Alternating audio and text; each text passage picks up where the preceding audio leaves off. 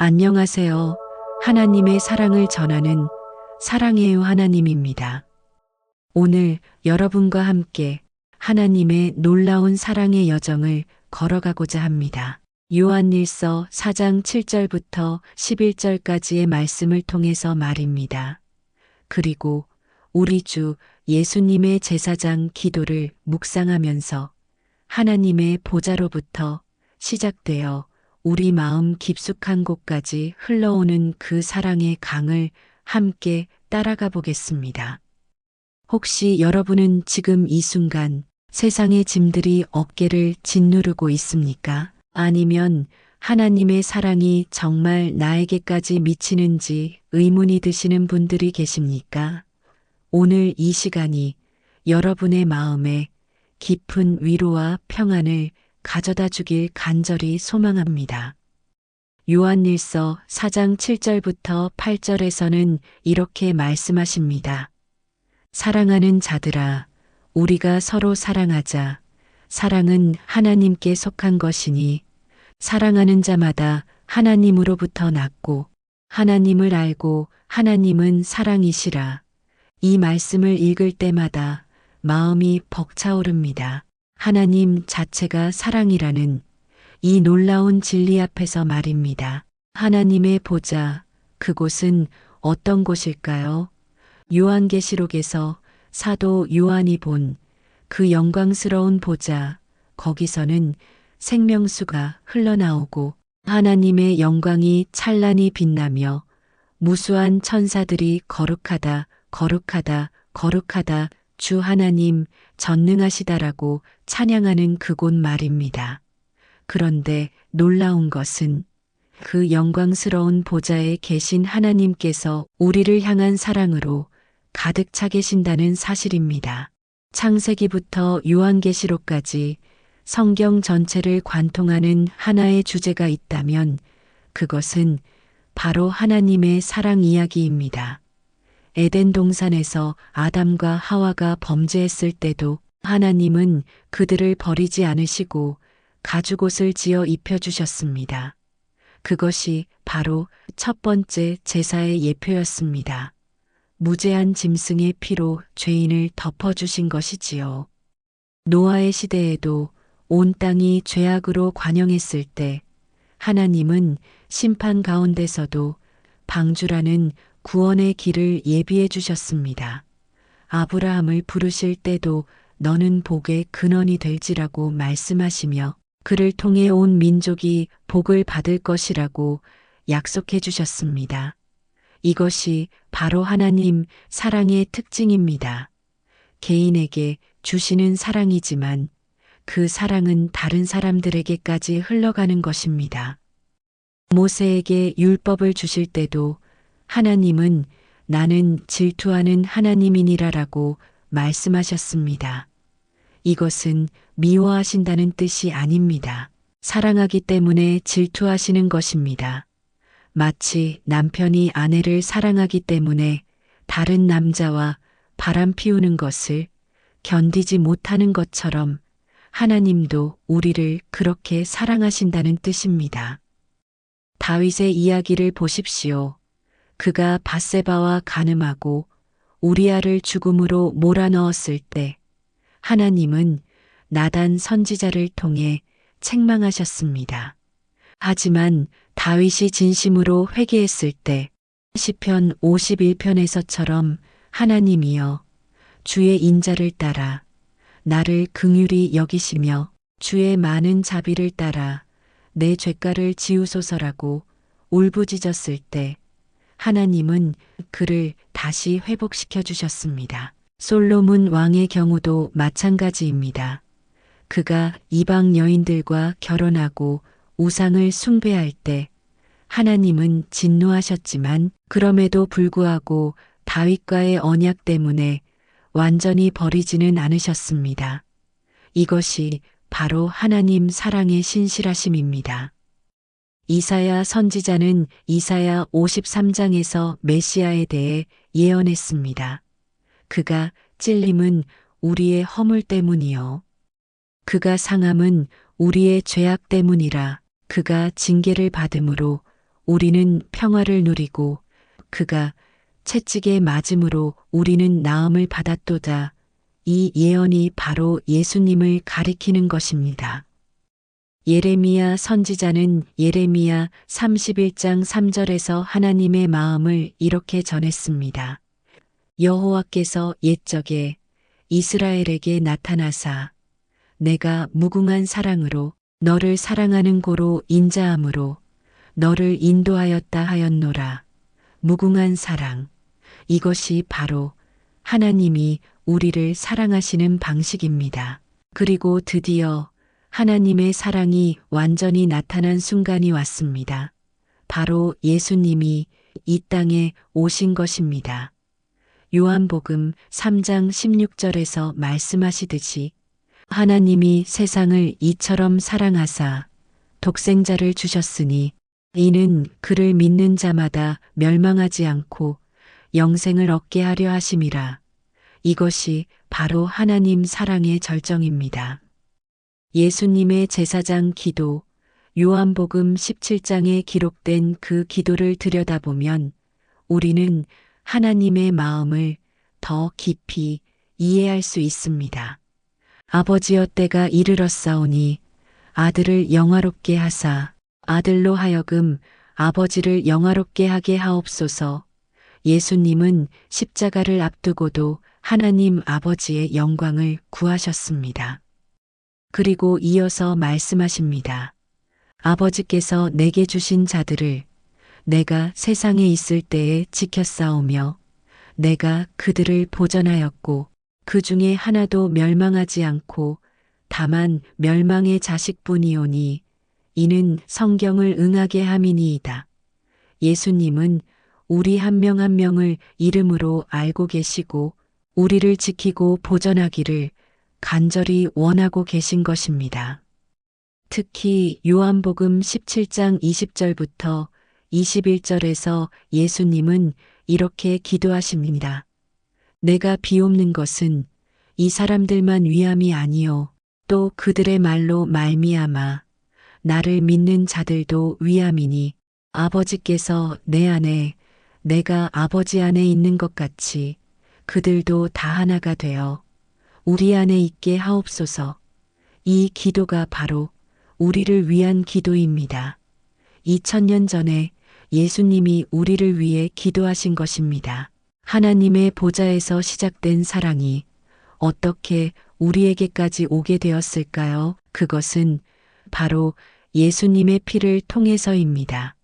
히브리서 9장 12절에서는 이렇게 말씀합니다.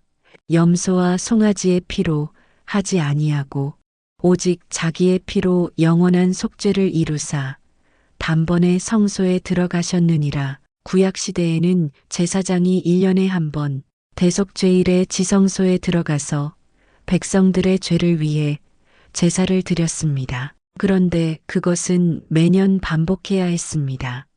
왜냐하면 염소와 송아지의 피로는 완전한 속죄가 될 수 없었기 때문입니다. 하지만 예수님은 자신의 피로 단번에 영원한 속죄를 이루셨습니다.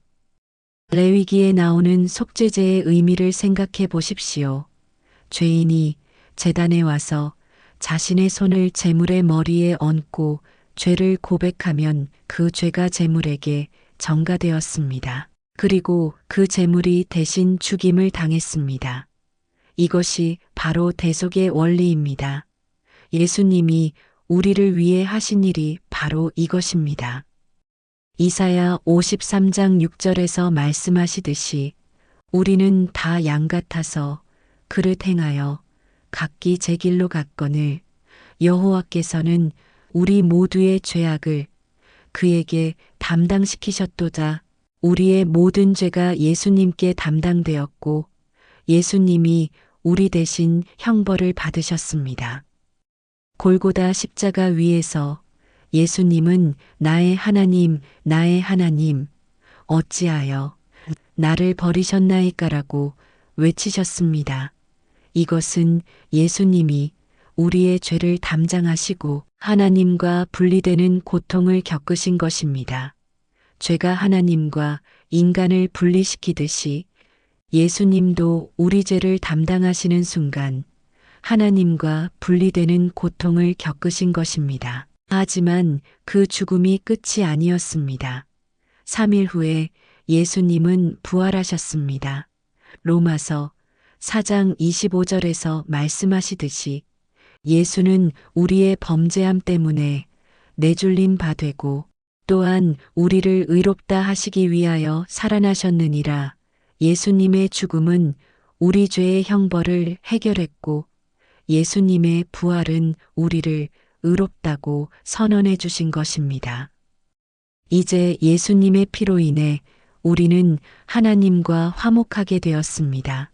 로마서 5장 1절에서 말씀하시듯이 그러므로 우리가 믿음으로 의롭다 하심을 받았으니 우리 주 예수 그리스도로 말미암아 하나님과 화평을 누리자. 화평. 이것은 단순히 전쟁이 끝난 것이 아닙니다. 관계가 회복된 것입니다. 아담과 하와가 죄를 범했을 때 그들은 하나님의 낯을 피해 숨었습니다. 죄가 하나님과의 관계를 깨뜨린 것입니다. 하지만 이제 예수님의 피로 인해 우리는 담대히 하나님 앞에 나아갈 수 있게 되었습니다. 히브리서 4장 16절에서 말씀하시듯이 그러므로 우리는 긍휼하심을 받고 때를 따라 돕는 은혜를 얻기 위하여 은혜의 보좌 앞에 담대히 나아갈지어다. 에베소서 2장 13절에서는 이렇게 말씀합니다. 이제는 전에 멀리 있던 너희가 그리스도 예수 안에서 그리스도의 피로 가까워졌느니라. 우리가 하나님과 멀리 떨어져 있었는데 이제는 가까워진 것입니다. 이것이 바로 화목의 의미입니다. 하나님과 화목하게 된 우리에게 놀라운 일이 일어납니다. 바로 우리 안에 하나님의 나라가 임하는 것입니다. 예수님이 말씀하셨듯이 볼지어다 하나님의 나라가 너희 안에 있느니라고 누가복음 17장 21절에서 말씀하십니다. 하나님의 나라가 우리 안에 임한다는 것은 무슨 의미일까요? 그것은 하나님의 통치가 우리 마음 속에서 시작된다는 뜻입니다. 더 이상 죄가 우리를 지배하지 못하고 하나님의 의와 평강과 희락이 우리 마음을 다스리게 되는 것입니다. 로마서 14장 17절에서 말씀하시듯이 하나님의 나라는 먹는 것과 마시는 것이 아니요 오직 성령 안에서 의와 평강과 희락이니라. 갈라디아서 2장 20절에서 사도 바울은 이렇게 고백합니다. 내가 그리스도와 함께 십자가에 못 박혔나니 그런즉 이제는 내가 사는 것이 아니요 오직 내 안에 그리스도께서 사시는 것이라. 이것이 바로 하나님의 나라가 우리 안에 임하는 것의 실제적인 모습입니다. 예수님이 우리 안에 거하시고 우리가 예수님 안에 거하게 되는 것입니다.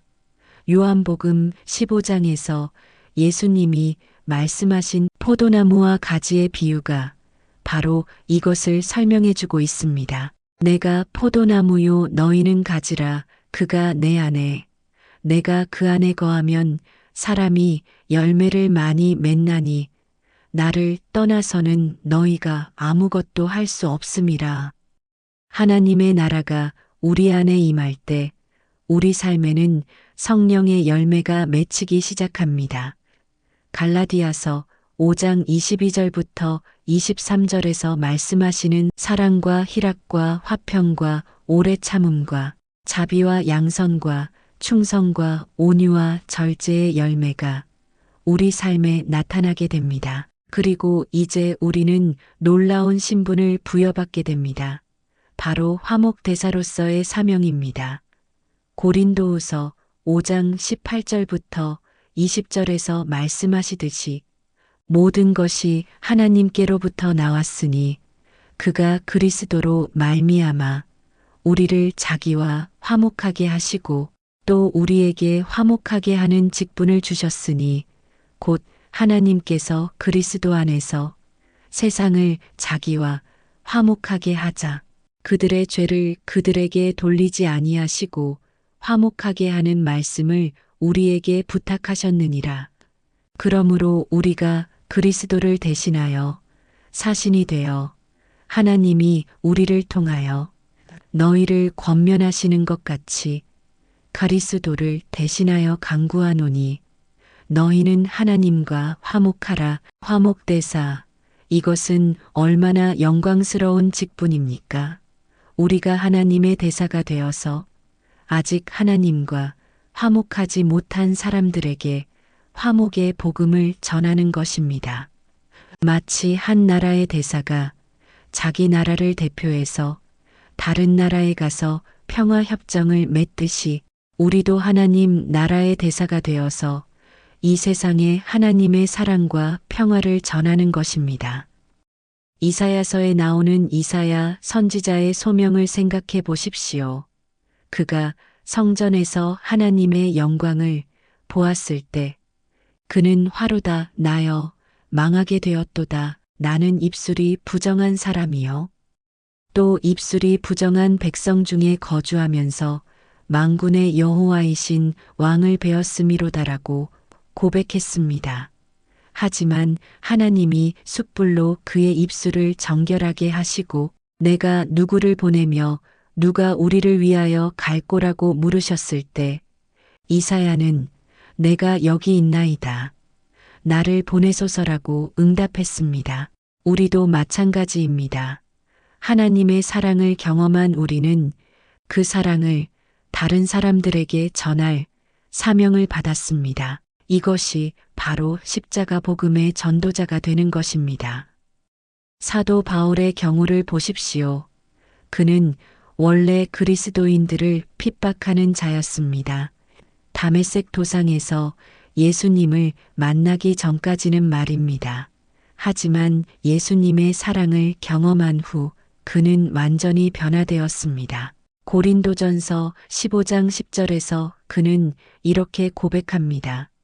그러나 내가 나 된 것은 하나님의 은혜로 된 것이니 내게 주신 그의 은혜가 헛되지 아니하여 내가 모든 사도보다 더 많이 수고하였으나 내가 한 것이 아니요 오직 나와 함께 하신 하나님의 은혜로라. 바울은 자신을 죄인 중에 괴수라고 불렀습니다. 디모데전서 1장 15절에서 말입니다. 미쁘다 모든 사람이 받을 만한 이 말이여 그리스도 예수께서 죄인을 구원하시려고 세상에 임하셨다 하였도다. 죄인 중에 내가 괴순이라 하지만 바로 그런 자신을 하나님이 사랑하시고 구원하셨기 때문에 그는 더욱 감사하며 복음을 전했습니다. 베드로의 경우도 마찬가지입니다. 그는 예수님을 3번이나 부인했습니다. 하지만 예수님이 부활하신 후 갈릴리 해변에서 내가 나를 사랑하느냐라고 3번 물으셨을 때 베드로는 주님 그렇습니다. 주께서 아시나이다. 내가 주님을 사랑하는 줄 주께서 아시나이다라고 고백했습니다. 그리고 예수님은 내 양을 먹이라고 사명을 주셨습니다. 오순절 성령 강림 후 베드로는 완전히 변화된 모습으로 담대하게 복음을 전했습니다. 한 번 설교에 3,000명이 회개하고 구원받는 역사가 일어났습니다. 이것이 바로 화목대사의 사명을 감당하는 모습입니다. 요한일서 4장 9절부터 11절로 다시 돌아가 보겠습니다. 하나님의 사랑이 우리에게 이렇게 나타난 바 되었으니 하나님이 자기의 독생자를 세상에 보내심은 그로 말미암아 우리를 살리려 하심이라. 사랑은 여기 있으니 우리가 하나님을 사랑한 것이 아니요 하나님이 우리를 사랑하사 우리 죄를 속하기 위하여 화목 제물로 자기 아들을 보내셨음이라.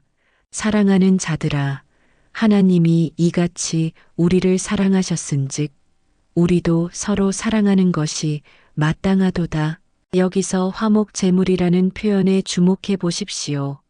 헬라어로는 힐라스모스라는 단어입니다. 이것은 하나님의 진노를 풀어드리는 제물이라는 뜻입니다. 우리의 죄 때문에 하나님이 진노하셨는데 예수님이 그 진노를 대신 받으심으로써 하나님과 우리 사이의 관계가 회복된 것입니다. 구약의 속죄소를 생각해 보십시오. 지성소에 있던 언약궤 위의 속죄소, 그곳에 대제사장이 1년에 한 번 피를 뿌렸습니다. 그런데 로마서 3장 25절에서는 예수님을 화목제물이라고 표현합니다. 헬라어로는 힐라스테리온인데 이것이 바로 속죄소를 가리키는 단어입니다. 즉, 예수님 자체가 우리의 속죄소가 되신 것입니다. 이제 우리는 더 이상 성전에 가서 제사를 드릴 필요가 없습니다. 예수님이 완전한 제사를 드리셨기 때문입니다. 히브리서 10장 14절에서 말씀하시듯이 그가 거룩하게 된 자들을 한 번의 제사로 영원히 온전하게 하셨느니라. 그렇다면 우리는 어떻게 이 사랑을 실천해야 할까요? 요한일서 4장 11절에서 답을 주십니다. 사랑하는 자들아, 하나님이 이같이 우리를 사랑하셨은즉 우리도 서로 사랑하는 것이 마땅하도다. 우리가 받은 사랑을 다른 사람들에게 흘려보내야 한다는 것입니다.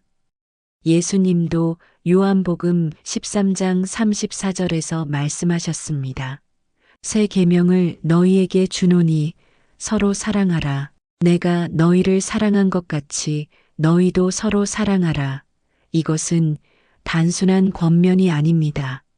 계명입니다. 사랑받은 자의 당연한 의무인 것입니다. 요한복음 15장 12절에서도 내 계명은 곧 내가 너희를 사랑한 것 같이 너희도 서로 사랑하라 하는 이것이니라고 말씀하셨습니다. 그리고 13절에서는 사람이 친구를 위하여 자기 목숨을 버리면 이보다 더 큰 사랑이 없나니라고 하시면서 자신이 바로 그런 사랑을 보여주실 것이라고 하셨습니다. 사마리아 여인의 이야기를 생각해 보십시오. 그녀는 5번 결혼했고 지금 함께 사는 남자도 남편이 아니었습니다. 사회에서 손가락질 받는 여인이었습니다.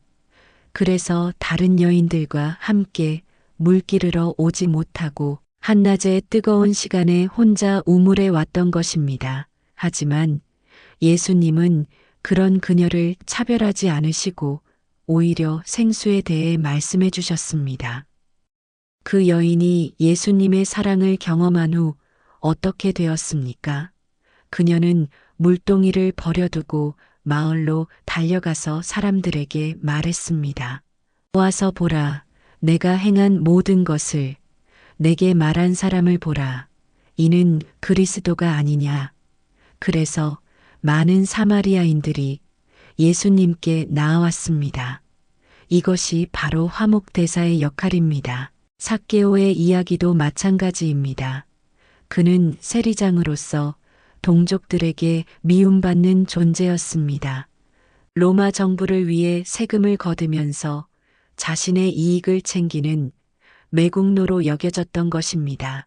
하지만 예수님이 그의 집에 유하시겠다고 말씀하셨을 때 그는 완전히 변화되었습니다. 주여 보시옵소서, 내 소유의 절반을 가난한 자들에게 주겠사오며 만일 누구의 것을 속여 빼앗은 일이 있으면 내 갑절이나 갚겠나이다라고 고백했습니다.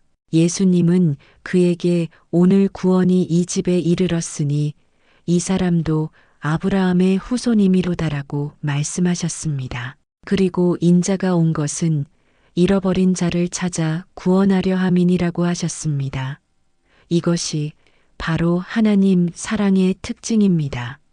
세상이 포기한 사람까지도 찾아가서 구원하시는 것입니다. 간음 중에 잡힌 여인의 이야기는 어떻습니까? 율법에 따르면 그녀는 돌에 맞아 죽어야 했습니다. 바리새인들이 그녀를 예수님 앞에 끌고 와서 선생이여. 이 여자가 간음하다가 현장에서 잡혔나이다.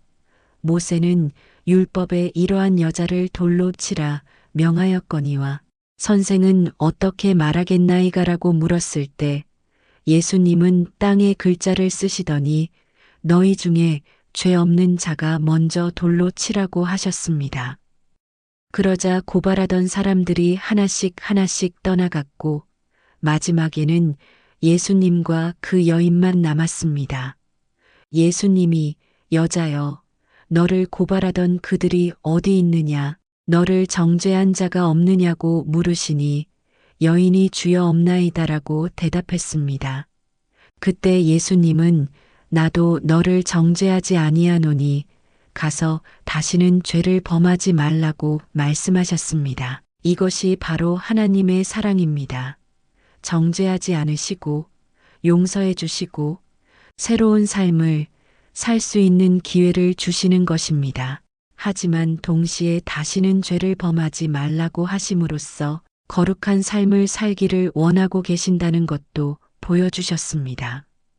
마리아와 마르다의 이야기에서도 우리는 하나님의 사랑을 볼 수 있습니다. 나사로가 병들어 죽어가고 있을 때 그들은 예수님께 전가를 보냈습니다. 주여 보시옵소서, 사랑하시는 자가 병들었나이다. 그런데 예수님은 이틀을 더 머무시다가 오셨습니다. 그 사이에 나사로는 죽었고 무덤에 장사된 지 나흘이나 되었습니다. 마르다가 예수님께 주께서 여기 계셨더라면 내 오라버니가 죽지 아니하였겠나이다라고 말했을 때 예수님은 나는 부활이요 생명이니 나를 믿는 자는 죽어도 살겠고 무릇 살아서 나를 믿는 자는 영원히 죽지 아니하리니 이것을 내가 믿느냐고 물으셨습니다. 그리고 예수님은 무덤 앞에서 오셨습니다. 요한복음 11장 35절, 성경에서 가장 짧은 구절 중 하나입니다. 예수께서 눈물을 흘리시더라. 하나님의 아들이신 예수님이 인간의 고통을 보시고 함께 아파하신 것입니다. 이것이 바로 하나님 사랑의 깊이입니다. 그리고 나사로야 나오라고 외치셨을 때 죽은 지 나흘 된 나사로가 살아서 나왔습니다.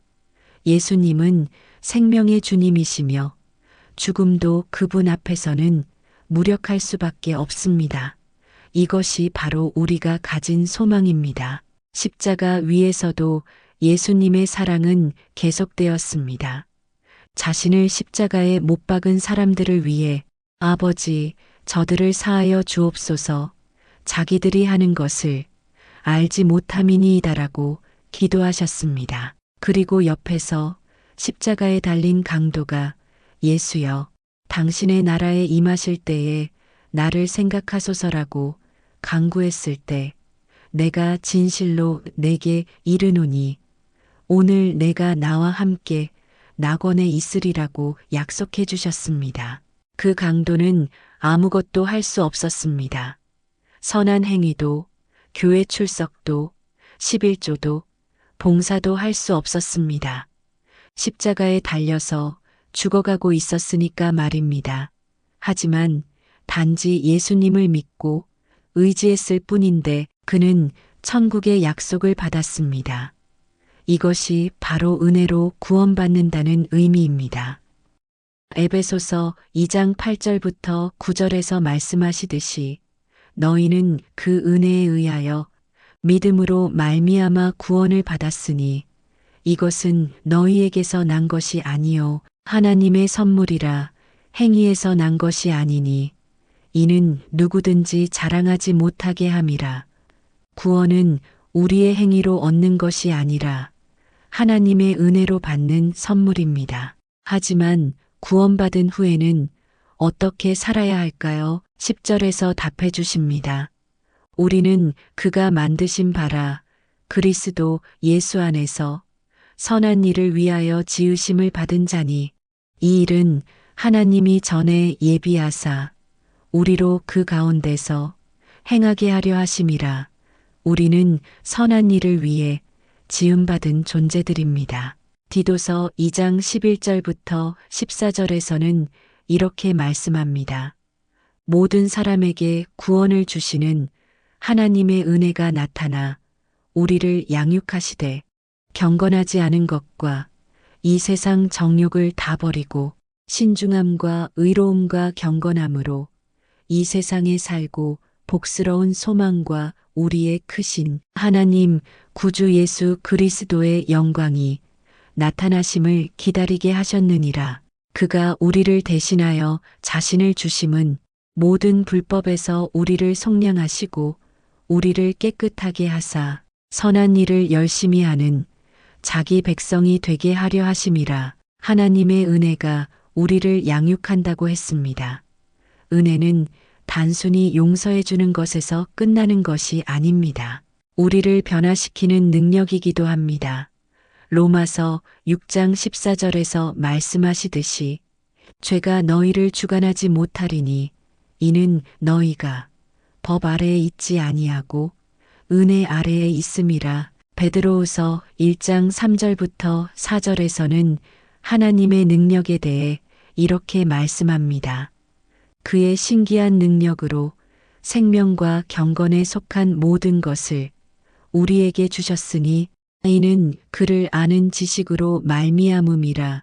자기의 영광과 덕으로써 우리를 부르신 이에 의하여 그 보배롭고 지극히 큰 약속을 우리에게 주사 이 약속으로 말미암아 너희가 정욕 때문에 세상에서 썩어질 것을 피하여 신성한 성품에 참여하는 자가 되게 하려 하셨느니라.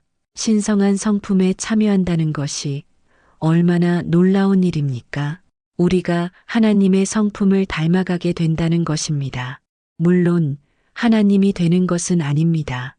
하지만 하나님의 성품, 즉 사랑과 거룩함과 의로움과 자비로움을 닮아가게 되는 것입니다. 고린도후서 3장 18절에서는 이 변화의 과정을 이렇게 설명합니다. 우리가 다 수건을 벗은 얼굴로 거울을 보는 것 같이 주의 영광을 보매 그와 같은 형상으로 변화를 받아 영광에서 영광에 이르니 곧 주의 영으로 말미암음이라. 우리가 예수님을 바라보고 묵상할 때 성령님이 우리를 예수님의 형상으로 변화시켜 주신다는 것입니다. 이 변화는 하루아침에 일어나는 것이 아닙니다. 빌립보서 1장 6절에서 말씀하시듯이 너희 안에서 착한 일을 시작하신 이가 그리스도 예수의 날까지 이루실 줄을 우리는 확신하노라. 하나님이 우리 안에서 시작하신 구원의 역사를 끝까지 완성하신다는 약속입니다. 때로는 우리 자신의 연약함과 부족함 때문에 낙심할 때가 있습니다. 로마서 7장에서 사도 바울도 이런 고백을 했습니다. 내가 원하는 바 선은 행하지 아니하고 도리어 원하지 아니하는 바 악을 행하는도다. 오호라 나는 공고한 사람이로다. 이 사망의 몸에서 누가 나를 건져내려라고 말입니다. 하지만 8장 1절에서 답을 주십니다. 그러므로 이제 그리스도 예수 안에 있는 자에게는 결코 정죄함이 없나니 우리가 실패하고 넘어져도 그리스도 안에 있는 우리에게는 정죄함이 없다는 것입니다. 이것이 바로 복음의 능력입니다. 요한일서 1장 9절에서도 만일 우리가 우리 죄를 자백하면 그는 미쁘시고 의로우사 우리 죄를 사하시며 우리를 모든 불의에서 깨끗하게 하실 것이오라고 약속해 주십니다. 하나님은 우리가 회개할 때마다 용서해 주시고 깨끗하게 해 주십니다. 히브리서 4장 15절에서 16절에서는 예수님의 마음을 이렇게 설명합니다. 우리에게 있는 대제사장은 우리의 연약함을 동정하지 못하실 이가 아니요 모든 일에 우리와 같이 시험을 받은 이로되 죄는 없으시니라. 그러므로 우리는 긍휼하심을 받고 때를 따라 돕는 은혜를 얻기 위하여 은혜의 보좌 앞에 담대히 나아갈지어다. 예수님은 우리의 연약함을 아시고 동정하십니다. 왜냐하면 그분도 인간이 되어서 우리와 같은 시험과 고난을 경험하셨기 때문입니다. 단지 죄는 짓지 않으셨을 뿐입니다. 그래서 우리는 담대히 하나님 앞에 나아갈 수 있는 것입니다. 시편 23편을 묵상해 보십시오. 여호와는 나의 목자시니 내게 부족함이 없으리로다. 다윗은 하나님을 목자로 고백합니다. 목자는 양들을 위해 목숨을 거는 존재입니다. 예수님도 요한복음 10장에서 나는 선한 목자라. 선한 목자는 양들을 위하여 목숨을 버리거니와라고 말씀하셨습니다. 그가 나를 푸른 풀밭에 누이시며 쉴만한 물가로 인도하시는도다. 하나님은 우리에게 참된 안식을 주십니다. 세상이 주는 안식이 아니라 영혼의 깊은 곳에서부터 오는 평안을 주시는 것입니다.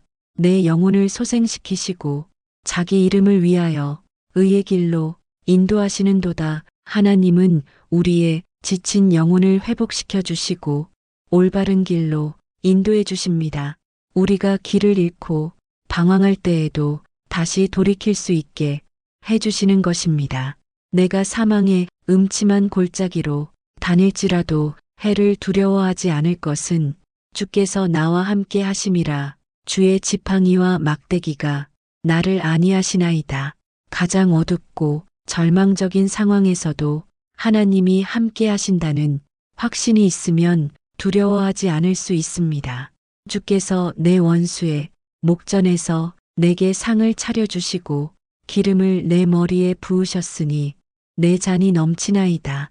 하나님은 우리를 대적하는 원수들이 보는 앞에서 우리를 높여주시고 복을 주십니다. 이것이 바로 하나님의 신실하심입니다. 내 평생에 선하심과 인자하심이 반드시 나를 따르리니 내가 여호와의 집에 영원히 살리로다. 하나님의 선하심과 인자하심은 우리 평생을 따라다닙니다. 그리고 우리는 영원히 하나님과 함께 할 것입니다. 이사야 40장 28절부터 31절에서는 하나님의 능력에 대해 이렇게 말씀합니다. 너는 알지 못하느냐, 듣지 못하였느냐, 영원하신 하나님 여호와 땅 끝까지 창조하신 이는 피곤하지 아니하시며 곤비하지 아니하시며 그의 지혜는 헤아릴 수 없느니라. 피곤한 자에게는 능력을 주시며 무능한 자에게는 힘을 더하시나니 소년이라도 피곤하며 곤비하며 장정이라도 넘어지며 자빠지되 오직 여호와를 앙망하는 자는 새 힘을 얻으리니 독수리가 날개치며 올라감 같을 것이요 다른 박질하여도 곤비하지 아니하겠고 걸어가도 피곤하지 아니하리로다. 하나님은 피곤하지 않으신 분입니다. 우리가 지치고 힘들 때 그분은 여전히 능력이 충만하십니다. 그리고 그 능력을 우리에게 나누어 주십니다. 독수리가 날개를 치며 올라가듯이 우리도 하나님을 의지할 때 새 힘을 얻을 수 있습니다. 예레미야 29장 11절에서 하나님은 이렇게 말씀하십니다. 여호와의 말씀이니라. 너희를 향한 나의 생각을 내가 아나니 평안이요 재앙이 아니니라. 너희에게 미래와 희망을 주는 것이니라. 하나님이 우리를 향해 갖고 계신 마음은 평안이요 희망입니다. 재앙이 아닙니다. 때로 우리 인생에 어려운 일들이 일어날 때 하나님이 우리를 사랑하지 않으시는 것은 아닌가 하는 의심이 들 수도 있습니다. 하지만 로마서 8장 28절에서 말씀하시듯이 우리가 알거니와 하나님을 사랑하는 자, 곧 그의 뜻대로 부르심을 입은 자들에게는 모든 것이 합력하여 선을 이루느니라. 모든 것이 합력하여 선을 이룬다고 했습니다. 좋은 일만이 아니라 어려운 일까지도 하나님의 선한 뜻을 이루는데 사용하신다는 것입니다. 요셉의 이야기를 생각해 보십시오. 그는 형들에게 미움받아 종으로 팔렸고 보디발의 집에서 억울하게 옥에 갇혔습니다. 하지만 결국 애굽의 총리가 되어서 기근 중에 많은 생명을 구했습니다. 요셉이 형들에게 한 말을 기억하십시오. 당신들은 나를 해하려 하였으나 하나님은 그것을 선으로 바꾸사 오늘과 같이 만민의 생명을 구원하게 하시려 하셨나니 하나님은 인간의 악한 의도까지도 선한 목적을 위해 사용하실 수 있는 분이십니다. 욥의 경우도 마찬가지입니다. 그는 하루아침에 모든 것을 잃었습니다. 재산도 자녀들도 건강도 모두 잃었습니다. 친구들마저 그를 정죄했습니다. 하지만 그는 내가 모태에서 적신이 나왔으니 또한 적신이 그리로 돌아가올지라. 주신 이도 여호와시요 거두신 이도 여호와시니 여호와의 이름이 찬송을 받으실지니이다라고 고백했습니다. 그리고 욥기 마지막에서 하나님은 욥에게 처음보다 갑절의 복을 주셨습니다. 욥기 42장 12절에서 여호와께서 욥의 말년에 욥에게 처음보다 더 복을 주시니라고 기록되어 있습니다. 다니엘과 세 친구들의 이야기도 우리에게 큰 교훈을 줍니다. 바벨론 포로로 끌려간 그들은 우상에게 절하라는 강요를 받았습니다. 하지만 그들은 죽음을 각오하고 신앙을 지켰습니다. 사드락과 메삭과 아벳느고는 풀무불에 던져졌지만 하나님이 구원해 주셨습니다. 느부갓네살 왕이 내가 보니 결박되지 아니한 네 사람이 불 가운데로 다니는데 상하지도 아니하였고 그 넷째의 모양은 신들의 아들 같더라고 말했습니다. 다니엘도 사자 굴에 던져졌지만 하나님이 천사를 보내서 사자들의 입을 막아주셨습니다. 다니엘 6장 22절에서 다니엘은 이렇게 고백합니다. 나의 하나님이 이미 그의 천사를 보내어 사자들의 입을 봉하셨으므로 사자들이 나를 상해하지 못하였사오니 이는 나의 무죄함이 그 앞에 명백함이오며 또 왕이여 나는 왕에게도 해를 끼치지 아니하였나이다. 이런 이야기들을 통해 우리가 배울 수 있는 것은 하나님이 우리와 함께 하신다면 어떤 상황에서도 두려워할 것이 없다는 것입니다. 때로는 우리가 원하는 방식으로 역사하지 않으실 수도 있습니다. 하지만 궁극적으로는 하나님의 선하신 뜻이 이루어질 것입니다. 스데반 집사의 경우를 보십시오. 그는 복음을 전하다가 돌에 맞아 죽었습니다. 하나님이 구해주지 않으셨습니다. 하지만 그가 죽어가면서 주 예수여 내 영혼을 받으시옵소서라고 기도하고 주여 이 죄를 그들에게 돌리지 마옵소서라고 용서를 구했을 때 거기서 지켜보던 사울이라는 청년이 있었습니다. 그 사울이 나중에 바울이 되어서 이방인의 사도가 된 것입니다. 스데반의 죽음이 헛되지 않았습니다. 그의 죽음을 통해 바울이 변화되었고 바울을 통해 복음이 온 세계로 전해졌습니다. 이것이 바로 하나님의 섭리입니다. 우리가 이해할 수 없는 방법으로도 하나님의 뜻을 이루어 가십니다. 예수님의 십자가도 마찬가지입니다. 당시 제자들에게는 절망적인 사건이었습니다. 그들이 따르던 선생님이 죄인처럼 십자가에 달려 죽으신 것입니다. 하지만 그것이 바로 하나님의 구원 계획의 완성이었습니다. 인간의 눈으로 볼 때는 실패 같아 보였지만 하나님의 관점에서는 가장 큰 승리였습니다. 고린도전서 1장 18절에서 사도 바울은 이렇게 말합니다. 십자가의 도가 멸망하는 자들에게는 미련한 것이요 구원을 받는 우리에게는 하나님의 능력이니라. 그리고 25절에서 하나님의 어리석음이 사람보다 지혜롭고 하나님의 약하심이 사람보다 강하니라고 말합니다. 세상의 지혜로는 십자가를 이해할 수 없습니다. 하지만 그것이 바로 하나님의 지혜입니다. 죄인을 구원하시는 가장 완전한 방법이었던 것입니다. 하나님의 의와 사랑이 동시에 만족되는 방법이었습니다. 이제 우리가 화목대사로서 어떻게 살아야 하는지 구체적으로 생각해 보겠습니다. 먼저 우리 자신이 하나님과의 관계를 깊이 있게 유지해야 합니다. 기도와 말씀 묵상을 통해 하나님과 교제하는 시간을 가져야 합니다. 예수님도 새벽 미명에 한적한 곳으로 가서 기도하셨습니다. 마가복음 1장 35절에서 새벽 아직도 밝기 전에 예수께서 일어나 한적한 곳으로 가사 거기서 기도하시더니라고 기록되어 있습니다. 예수님도 하나님 아버지와의 교제가 필요했던 것입니다. 하물며 우리는 얼마나 더 그 교제가 필요하겠습니까? 다니엘도 하루 3번씩 예루살렘을 향해 기도했습니다.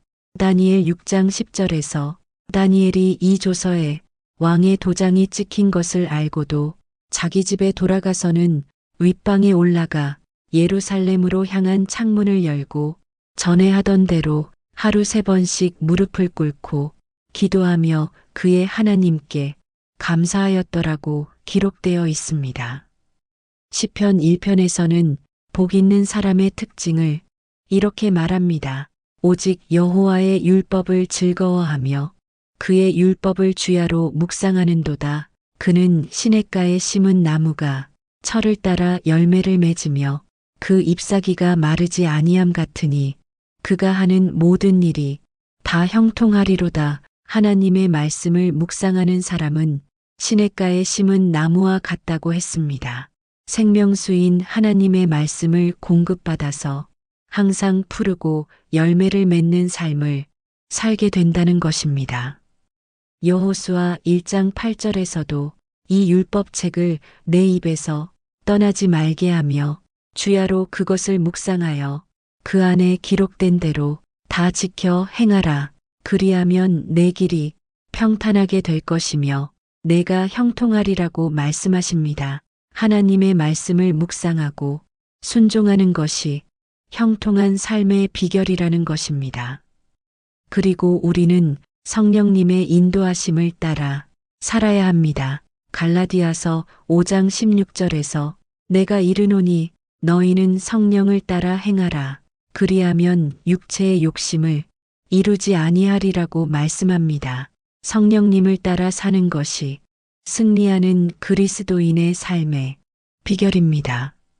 로마서 8장 14절에서는 무릇 하나님의 영으로 인도함을 받는 사람은 곧 하나님의 아들이라고 말씀합니다. 하나님의 자녀답게 사는 방법은 성령님의 인도하심을 받는 것입니다. 성령님은 우리를 진리 가운데로 인도하시고 예수님을 닮아가도록 도와주십니다. 그리고 우리는 사랑으로 섬기는 삶을 살아야 합니다. 갈라디아서 5장 13절에서 형제들아 너희가 자유를 위하여 부르심을 받았으나 그러나 그 자유로 육체의 기회를 삼지 말고 오직 사랑으로 서로 종노릇하라고 말씀합니다. 우리가 받은 자유는 자신을 위해서가 아니라 다른 사람들을 섬기기 위한 것입니다. 예수님이 제자들의 발을 씻어주신 사건을 기억하십시오. 요한복음 13장에서 예수님은 수건을 허리에 두르시고 대야에 물을 떠서 제자들의 발을 씻어주셨습니다. 그리고 내가 주와 또는 선생이 되어 너희 발을 씻었으니 너희도 서로 발을 씻어주는 것이 옳으니라. 내가 너희에게 행한 것 같이 너희도 행하게 하려 하여 본을 보였노라고 말씀하셨습니다. 발 씻는 일은 당시의 종들이 하는 가장 낮은 일이었습니다. 하지만 예수님은 기꺼이 그 일을 하셨습니다. 이것이 바로 섬김의 리더십입니다. 마가복음 10장 43절부터 44절에서 예수님은 너희 중에는 그렇지 않을지니 너희 중에 누구든지 크고자 하는 자는 너희를 섬기는 자가 되고 너희 중에 누구든지 으뜸이 되고자 하는 자는 모든 사람의 종이 되어야 하리라고 말씀하셨습니다. 우리가 화목대사로서 복음을 전할 때도 이런 섬기는 마음으로 해야 합니다. 사람들을 판단하거나 정죄하는 마음이 아니라 그들을 사랑하고 섬기는 마음으로 접근해야 합니다. 고린도전서 9장 19절부터 22절에서 사도 바울은 이렇게 말합니다. 내가 모든 사람에게서 자유로우나 스스로 모든 사람에게 종이 된 것은 더 많은 사람을 얻고자 함이라. 유대인들에게 내가 유대인과 같이 된 것은 유대인들을 얻고자 함이요. 율법 없는 자들에게는 내가 율법 없는 자와 같이 된 것은 율법 없는 자들을 얻고자 함이라. 약한 자들에게는 내가 약한 자와 같이 된 것은 약한 자들을 얻고자 함이요. 내가 여러 사람에게 여러 모양이 된 것은 아무쪼록 몇 사람이라도 구원하고자 함이라. 바울은 사람들을 얻기 위해 자신을 낮추고 그들의 입장이 되려고 노력했습니다. 이것이 바로 사랑의 전도입니다. 우리도 사람들에게 복음을 전할 때 그들의 상황을 이해하고 그들의 필요를 채워주려고 노력해야 합니다. 때로는 말로 전하는 것보다 삶으로 보여주는 것이 더 효과적일 수 있습니다. 마태복음 5장 16절에서 예수님은 이같이 너희 빛이 사람 앞에 비치게 하여 그들로 너희 착한 행실을 보고 하늘에 계신 너희 아버지께 영광을 돌리게 하라고 말씀하셨습니다. 우리의 착한 행실이 하나님께 영광을 돌리는 통로가 된다는 것입니다. 베드로전서 2장 12절에서도 너희가 이방인 중에서 행실을 선하게 가져 너희를 악행한다고 비방하는 자들로 하여금 너희 선한 일을 보고 오시는 날에 하나님께 영광을 돌리게 하려 함이라고 말씀합니다. 초대 교회의 모습을 보십시오. 사도행전 2장 46절부터 47절에서 날마다 마음을 같이하여 성전에 모이기를 힘쓰고 집에서 떡을 떼며 기쁨과 순전한 마음으로 음식을 먹고 하나님을 찬미하며 또 온 백성에게 칭송을 받으니 주께서 구원받는 사람을 날마다 더하게 하시니라고 기록되어 있습니다. 그들이 기쁨과 순전한 마음으로 함께 교제하고 하나님을 찬미하며 온 백성에게 칭송을 받았기 때문에 주께서 구원받는 사람을 날마다 더하게 하셨다는 것입니다.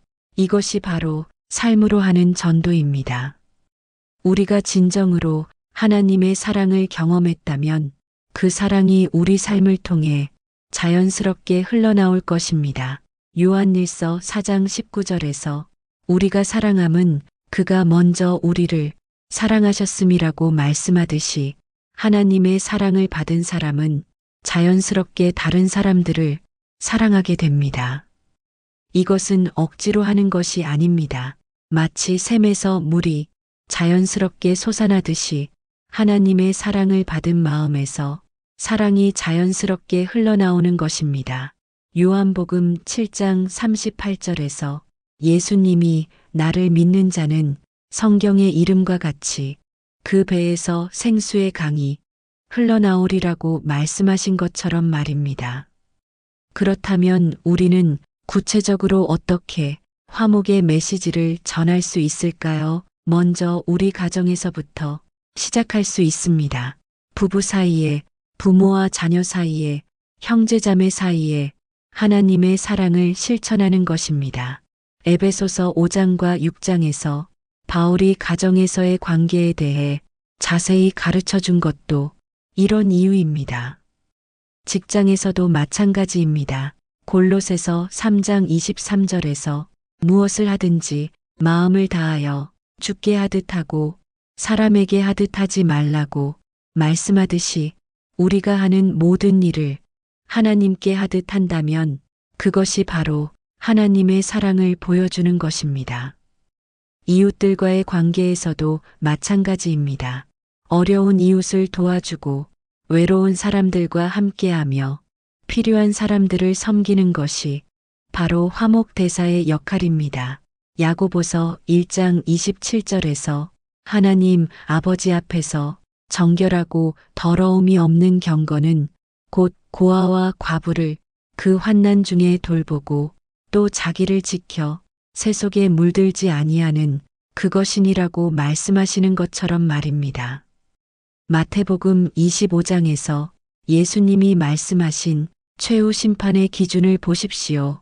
내가 줄일 때에 너희가 먹을 것을 주었고 목마를 때에 마실 것을 주었고 나그네 되었을 때에 영접하였고 헐벗었을 때에 입혔고 병들었을 때에 돌보았고 옥에 갇혔을 때에 와서 보았느니라. 가장 작은 자 하나에게 한 것이 바로 예수님께 한 것이라고 말씀하셨습니다.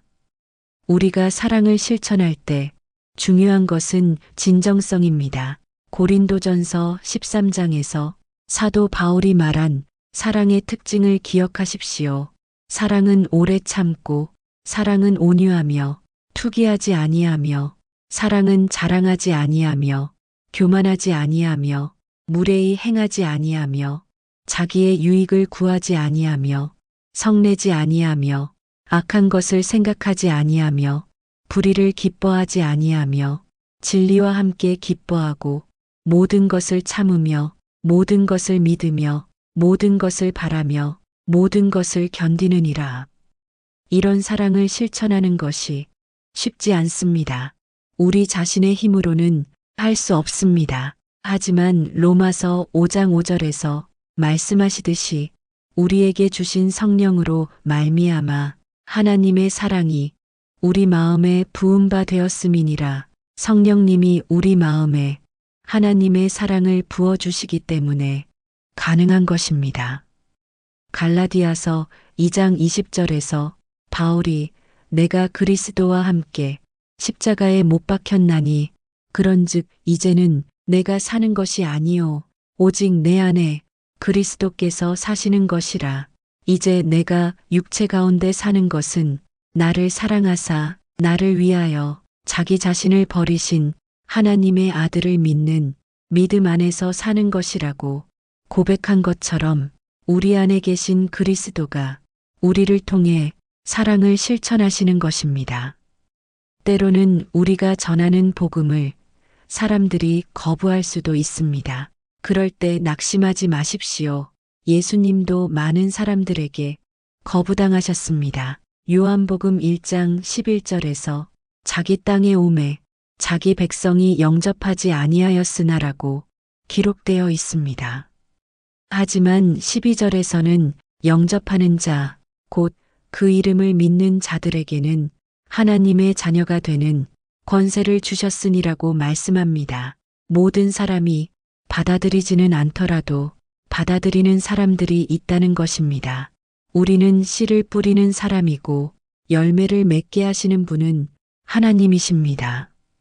고린도전서 3장 6절에서 바울은 나는 심었고 아볼로는 물을 주었으되 오직 하나님께서 자라나게 하셨나니라고 말합니다. 우리는 각자 맡은 역할을 충실히 감당하면 되는 것입니다. 결과는 하나님께 맡기고 말입니다. 이사야 55장 10절부터 11절에서 하나님은 이렇게 약속하십니다. 이는 비와 눈이 하늘로부터 내려서 그리로 돌아가지 아니하고 토지를 적셔서 소출이 나게 하며 싹이 나게 하여 뿌리는 자에게는 종자를 주며 먹는 자에게는 양식을 줌과 같이 내 입에서 나가는 말도 이와 같이 헛되이 내게로 돌아오지 아니하고 나의 기뻐하는 뜻을 이루며 내가 보낸 일에 형통함이니라. 하나님의 말씀은 헛되이 돌아오지 않습니다. 반드시 하나님이 원하시는 결과를 낳을 것입니다. 우리가 믿음으로 말씀을 전하고 사랑을 실천할 때 하나님이 그것을 사용해서 당신의 뜻을 이루실 것입니다. 하나님의 사랑 이야기는 창세기부터 시작되어 요한계시록에서 완성됩니다.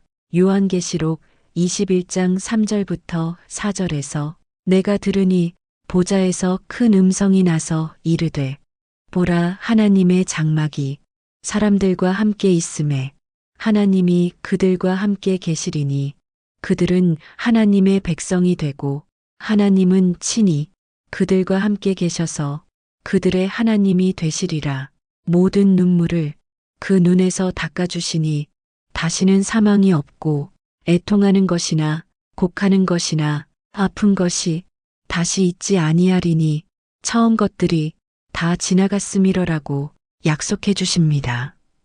이것이 바로 우리가 향해 가고 있는 영원한 소망입니다. 하나님과 함께 영원히 살게 될 새 하늘과 새 땅, 그곳에서는 더 이상 눈물도 사망도 애통함도 곡함도 아픈 것도 없을 것입니다. 처음 것들이 다 지나가고 모든 것이 새롭게 될 것입니다.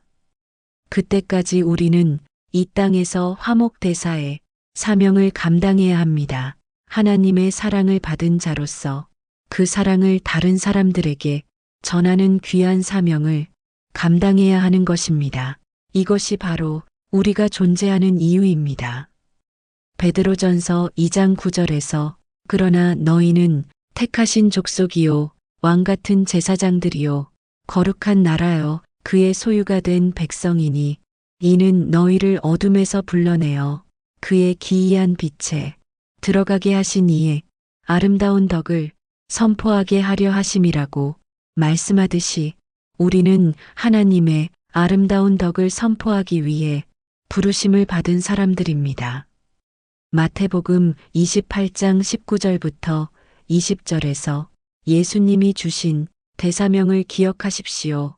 그러므로 너희는 가서 모든 민족을 제자로 삼아 아버지와 아들과 성령의 이름으로 침례를 베풀고 내가 너희에게 분부한 모든 것을 가르쳐 지키게 하라. 볼지어다 내가 세상 끝날까지 너희와 항상 함께 있으리라.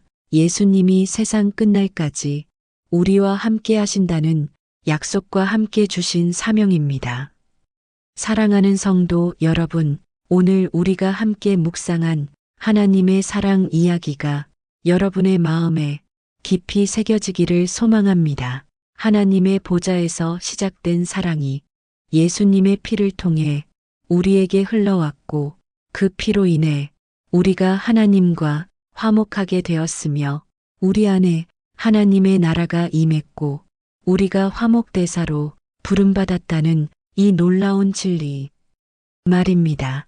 이제 이 사랑을 우리 삶으로 살아내시기를 바랍니다. 가정에서, 직장에서, 학교에서, 이웃들과의 관계에서 하나님의 사랑을 실천하시기 바랍니다.